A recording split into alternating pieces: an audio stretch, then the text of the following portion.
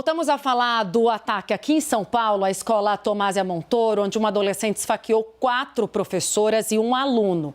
Uma professora morreu, ela tinha 71 anos de idade. O menor, de 13 anos, o agressor, está desde cedo prestando depoimento numa delegacia aqui da capital paulista. A gente teve acesso a um boletim de ocorrência que foi registrado em fevereiro pela antiga escola onde ele estudava e que relata um comportamento suspeito. Vamos falar com o Matias Brotero, é ele que traz atualizações, Matias.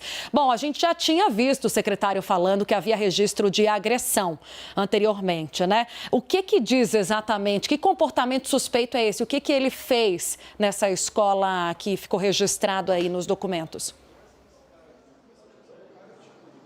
Tudo bem, Tainá? Uma ótima tarde a você e a todos vocês que nos acompanham aqui no 360. Tainá, esse boletim de ocorrência, ainda de fevereiro, é tipificado como ameaça. Fala sobre comportamentos suspeitos que esse garoto de 13 anos teve ainda no mês passado nessa escola que fica no Taboão da Serra, aqui na Grande São Paulo, e afirma o seguinte, abre aspas, apresentando um comportamento suspeito nas redes sociais, postando vídeos comprometedores, como, por exemplo, portando armas de fogo, simulando ataques violentos, né? Diz ainda que o aluno encaminhou fotos de armas aos demais alunos por WhatsApp. Alguns pais chegaram também a ficar preocupados, acuados, amedrontados com tais ameaças e também as fotos, tais mensagens, perdão, e também essas fotos. Quem falou sobre isso mais cedo foi o secretário de Educação de São Paulo, Renato Feder, que afirmou que houve sim relatos desse tipo de relato na escola anterior onde ele estudava e que inclusive na escola Tomásia Montoro, onde houve esse crime hoje, esse assassinato, nesta segunda-feira já havia também relatos de comportamentos racistas por parte dessa pessoa de 13 anos que, como você já adiantou, Tainá, está na delegacia no 34º Distrito Policial aqui de São Paulo, na zona oeste da capital paulista. Ele está sendo ouvido. Até o momento, 32 pessoas já foram ouvidas, né? Muitos alunos, pais de alunos também estiveram por aqui. Falta, por enquanto, uma das professoras que foi bastante ferida nesse ataque. Ela também precisa ser ouvida, mas, ao mesmo tempo, o garoto de 13 anos precisa passar por uma espécie de audiência de custódia. Ele precisa ser ouvido na vara da infância e juventude. Ele deve ser ouvido entre hoje e amanhã nessa vara da infância e juventude, antes de ser encaminhado a uma unidade da Fundação Casa. Quem esteve aqui mais cedo também, nessa tarde já, e falou com os jornalistas foi o advogado de Elizabeth, né, a vítima de 71 anos, a professora dessa escola. Ele contou que foi aluno dessa professora cerca de 30 anos atrás e agora, como advogado dela, ele contou um pouco sobre como foi toda aquela situação, falou sobre como foi recebida também a notícia por uma pessoa que era muito querida, de acordo com ele,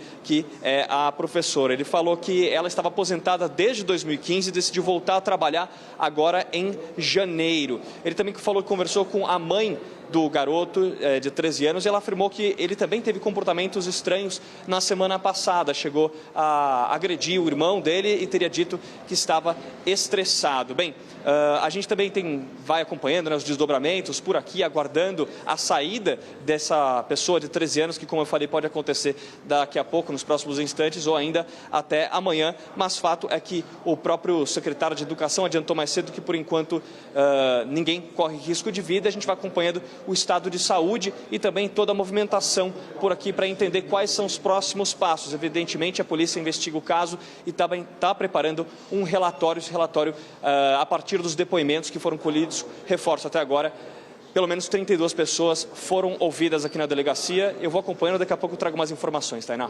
Bom, combinado, Matias Brotero. Obrigada pelas atualizações. Então, gente, a gente já traz um avanço de informação sobre o perfil desse garoto, que ele já tinha problemas anteriores na escola por onde passou. Chegou nessa escola já sob o conhecimento da direção de que ele tinha problemas, segundo as testemunhas falaram para a Anne Barbosa mais cedo, testemunhas que passaram pela delegacia que investiga o caso, que ele tinha histórico de briga, de confusão, que fazia bullying com colegas e que havia cometido já racismo. Isso tudo a gente vai saber melhor quando o delegado passar informações mais precisas. Daqui a pouco a gente atualiza. Aliás, vamos ouvir mais uma vez o que falou o secretário estadual de Segurança Pública de São Paulo desta vez. Vamos ver. Ele estava planejando fazer um atentado com uma arma de fogo e não conseguiu. Daí ele falou, não estou conseguindo, um trabalho lá que ele relatou informalmente para os policiais civis que chegaram na ocorrência. Vamos trazer os meninos para cá, o Yuri Pita e o Leandro Rezende, para a gente mais uma vez se debruçar sobre esse assunto. Yuri Rezende, o que lhe diz essa informação nova sobre o registro de uma ocorrência, de um comportamento, no mínimo, suspeito desse agressor? Do quanto é necessário se ter mais agilidade para monitorar esses adolescentes que acabam, por uma série de fatores de influências, sendo envolvidos aí ou terem essas ideias e colocarem em execução planos tão macabros quanto um ataque nas suas comunidades escolares. Isso tem sido recorrente e há uma percepção de especialistas em educação de que há um aumento desse tipo de caso. A gente não teve durante o ano de 2020 porque as escolas no país todo estiveram fechadas, mas já há uma série de dados e de estudos mostrando que a retomada das aulas pós-pandemia tem, até pelo estresse a que crianças e jovens foram submetidos durante o período de confinamento, acabou levando algumas famílias mais desestruturadas ou adolescentes menores que ficaram um pouco desgarrados, digamos assim, do convívio social, tendo mais dificuldade e levando a mais casos de conflitos nas comunidades escolares. Daí a importância das redes de ensino, em especial das redes públicas, mas também das privadas. Não é um problema exclusivo da rede pública no Brasil. Também tivemos casos graves de violência em escolas particulares, de terem uma estrutura mais bem preparada para detectar potenciais riscos e, ao ter detectado, e aparentemente é o caso deste jovem agora que cometeu esse ato bárbaro, já tinha dado indicativos de que poderia atuar, não pela briga em si que ocorreu na sexta-feira, mas por vários outros, por seu histórico escolar de conflitos, de que deveria ter um monitoramento um pouco mais presente, que talvez aí outras ações de prevenção que o secretário disse que deram certo em outras ocasiões, talvez tivesse dado certo agora também. Ô, Leandro Rezende, você concorda que esse foi um ponto que ficou em aberto dessa coletiva? Eles não sabiam precisar muito bem o alcance dessas ações, a efetividade dessas ações. Me deu essa impressão, né? Quando muito questionados ali insistentemente pelos jornalistas.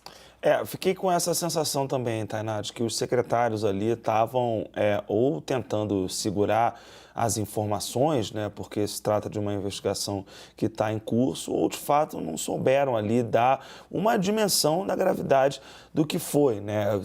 Basta notar que eles abriram a coletiva falando de iniciativas do governo que são importantes, né, que vão ser agora mais bem estruturadas, vão ter ali alguns programas que fazem acompanhamento de casos de violência em escolas estaduais, que vão ter um incremento no número de profissionais que fazem esse trabalho. E esse episódio, infelizmente, joga na frente de todo mundo o tamanho do problema, né? Já se levanta a suspeita de que o agressor de hoje tenha usado uma máscara muito semelhante àquela dos atentados que os garotos que cometeram os ataques em Suzano usaram também, né? O que aponta para uma linha de continuidade e aponta para tantos riscos e um problema de tantas dimensões, porque a gente sabe, né, de acompanhar investigações, de acompanhar os estudiosos do tema, há comunidades desses jovens que por